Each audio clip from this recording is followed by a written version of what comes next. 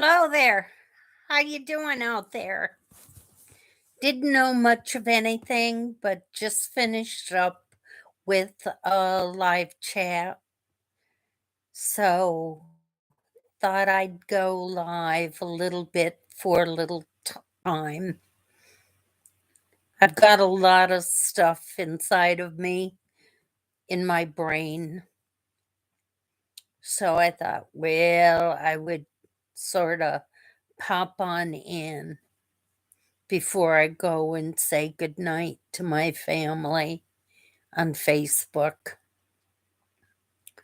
Is anyone out there? Anyone who wants to talk? I don't know much of anything, but if you want to pop on in and say howdy, come on in. Just go ahead and say what you want. It's not made for children, it's for adults.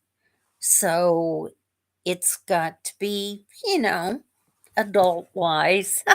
That's how I sort of look at it. I've gone to school for a lot of different things. So I do have a lot of things in my brain.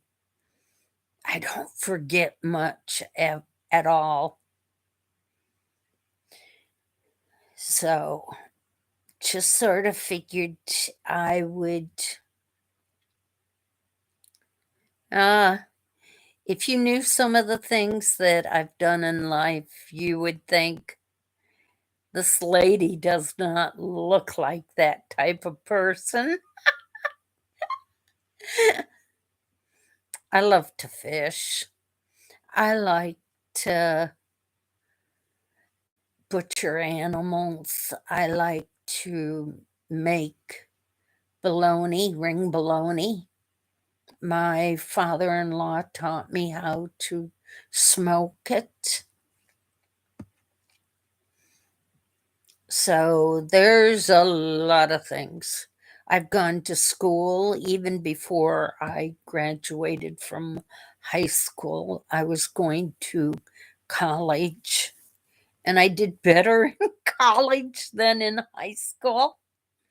So some of those things are what I'm all about. I enjoy life. I don't drink, I don't smoke.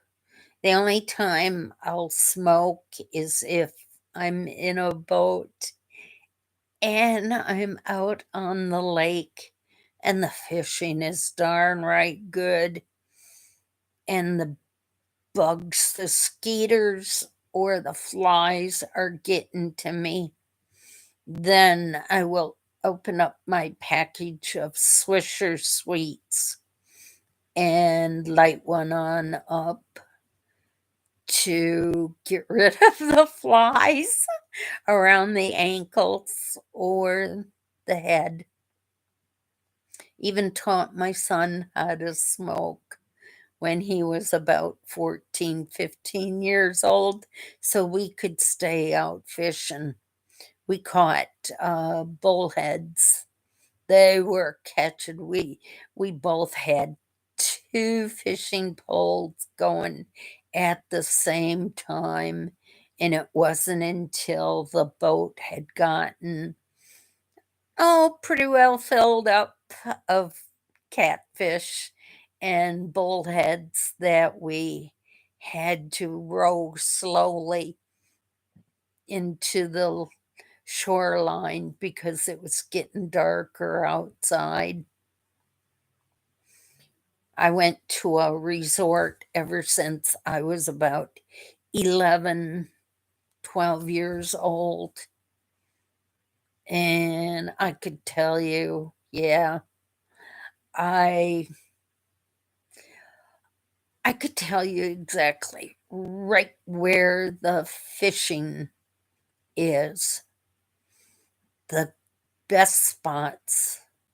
Bobby Brady, he taught me how to go and catch walleyes where the walleyes were catching. And I never liked the walleyes, but give me a largemouth bass and I'm in seventh heaven. I always would scale, fillet, and clean certain ones. We would eat our fill of fish up north, but we would also keep so much for Christmas, Christmas Eve night, New Year's night, New Year's Eve night. And that was our way of surviving throughout the winter time. I also would take my pressure canner on up there with so many pints and have that ready in case we caught pike, and I would can those. That was like canning salmon. You could can the bones also. And that I enjoyed quite a bit. Oh, did I ever? My kids really liked it.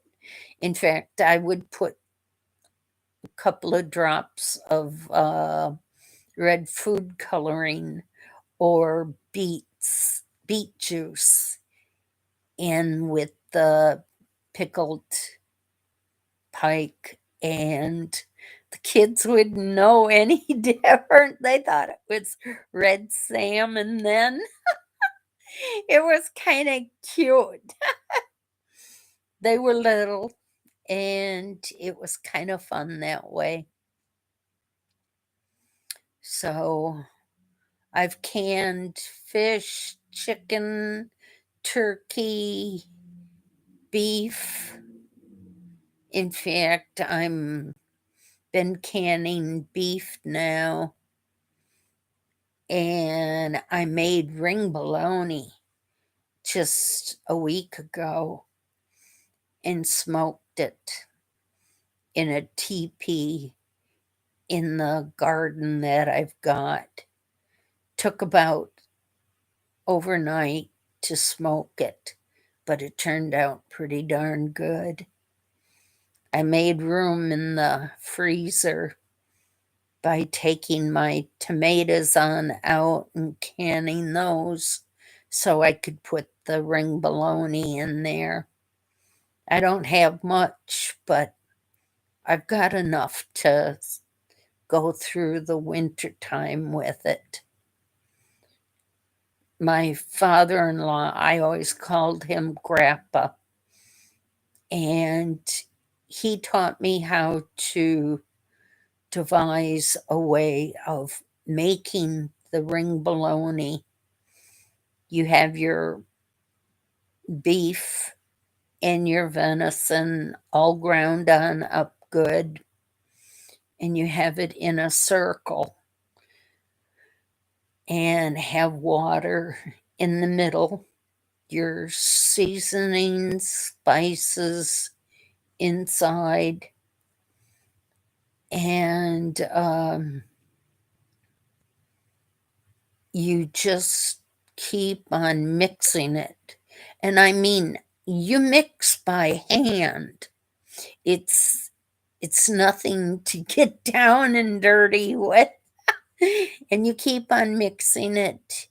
And then when you feel like you've mixed it well enough, you take maybe about a fourth of a cup of it and make it into a patty and fry it in a fry skillet.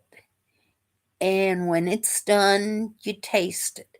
If it tastes all right, then you know you've got the right consistency and the right amount of spices and all of the other stuff in it.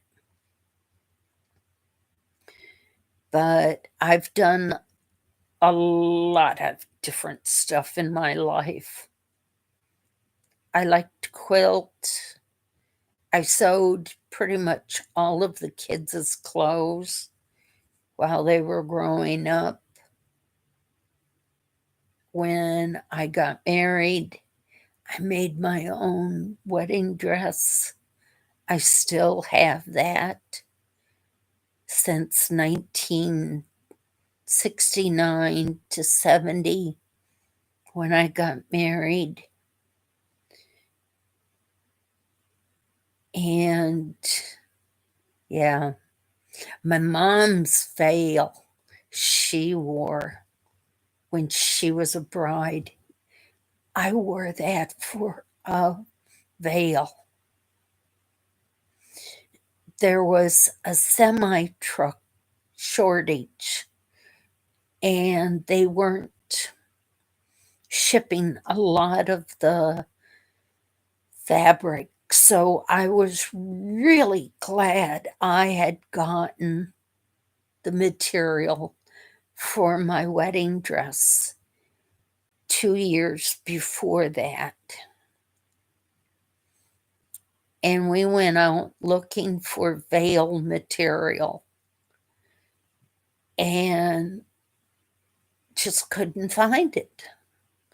I mean, there was a shortage of material at that time in 1970. So my mom looked at me, and here we were in the Twin Cities. And she says, Linda, why don't we have you try the veil that I wore with your father? You need something blue, something old, something borrowed, and you can have something old from your mom then.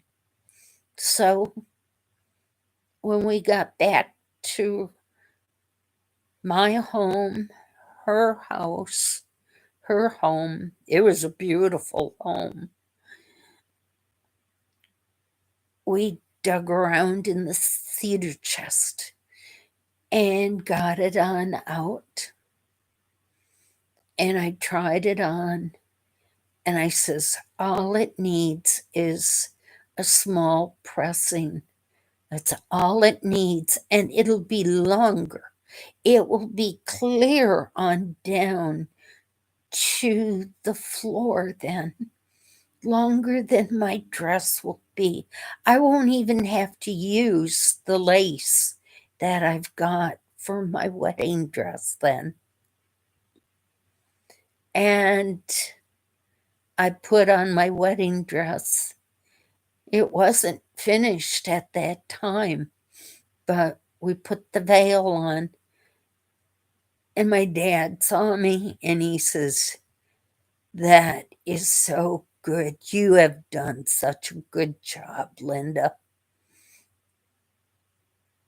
He says, I'll be one proud papa to walk you down the aisle then.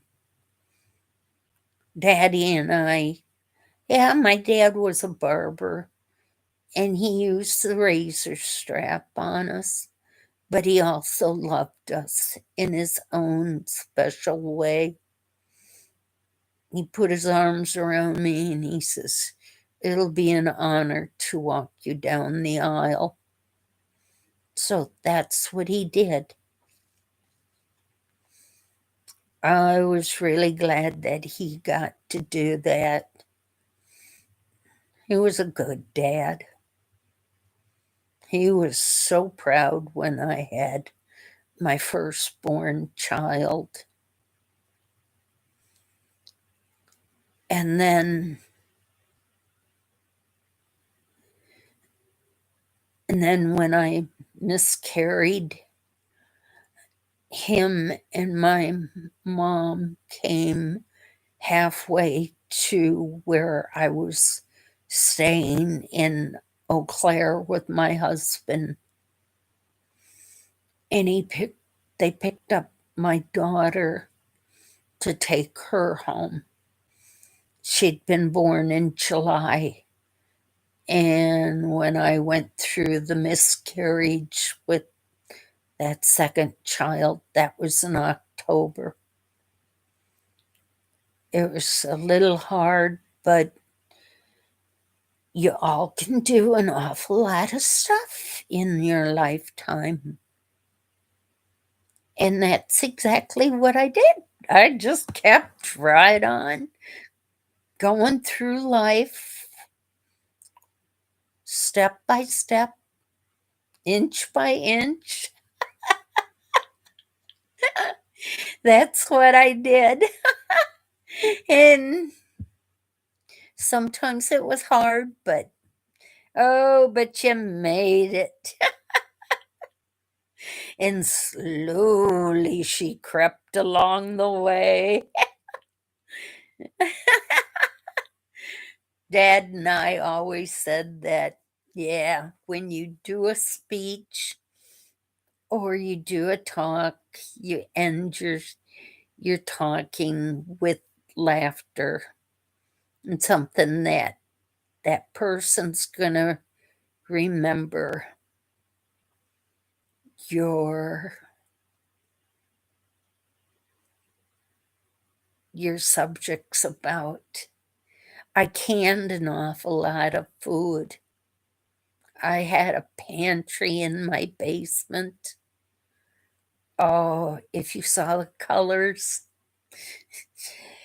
it was like quilting, only it was raising the food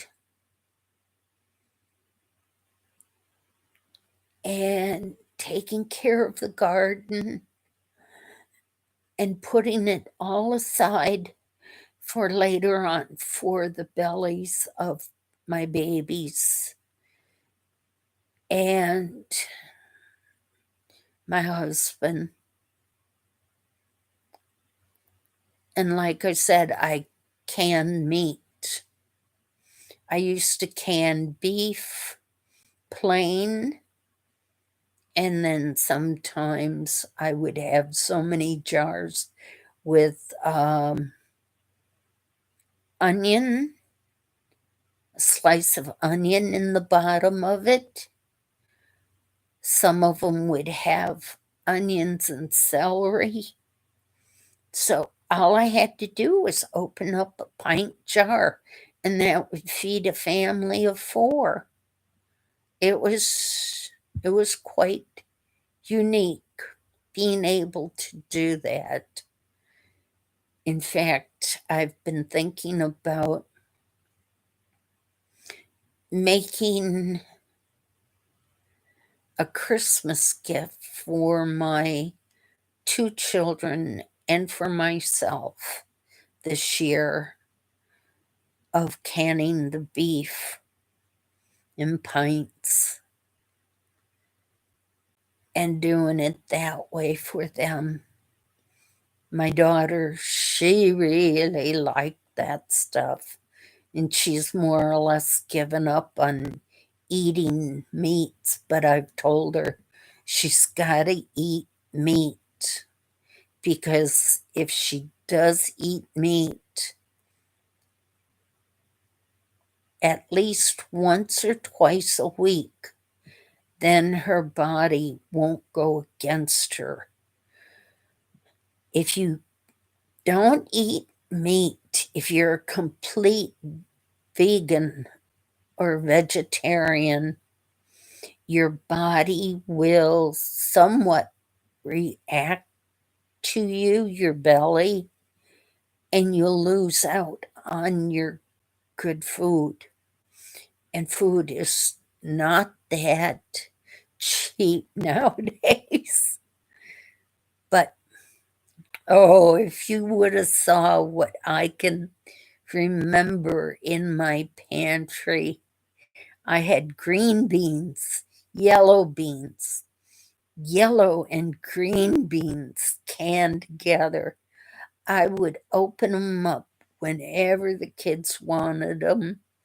Sometimes I'd cream them, and oh, a can of yellow and green beans those kids creamed ones, they would eat them lickety split. It would be like giving them cake instead of vegetables. They liked it. And a slice of butter on top, that was something that they really liked. But I even made coats for my kids. I I enjoyed sewing. On my Facebook page and my photographs, I've got pictures of quilts that I've made, and they're really kind of nifty. But I'm gonna let you go. You take care, sleep tight, be good to one another. Bye bye.